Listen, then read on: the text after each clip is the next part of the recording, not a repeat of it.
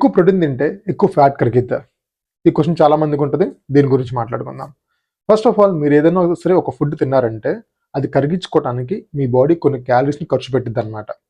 అది ఫ్యాట్స్ అయితే కనుక అప్ టు 3%, కార్బోహైడ్రేట్స్ అయితే కనుక 5-10% అండ్ ప్రోటీన్ అయితే కనుక 20-30% అనమాట.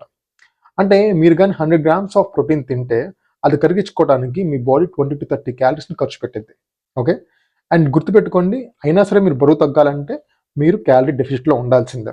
ఓకే, అండ్ ఒక హైపోథెటికల్ కేసుతో మీకు ఎక్స్ప్లెయిన్ చేస్తాను ఈ ప్రోటీన్ అనేది ఎంత సిగ్నిఫికెంట్ ఫ్యాట్ లాస్ అనే దానికి. ఫర్ ఎగ్జాంపుల్, మీ డైట్లో నుంచి ఒక 100 grams ఆఫ్ కార్బోహైడ్రేట్స్ని తీసేసి and 100 grams of protein add చేశారు ఎక్స్ట్రాగా, మీరు ఫ్యాట్ లాస్ తొందరగా అవడం కోసం. అలా చేసినప్పుడు ఏమవుతుంది, మీరు ఎక్స్ట్రా 30 calories దాకా స్పెండ్ చేస్తారు ఎవ్రీడే అనుకుందాం. ఓకే, మీరు ఒక 1 pound ఆఫ్ ఫ్యాట్ కరిగించాలంటే 3500 calories కావాలి.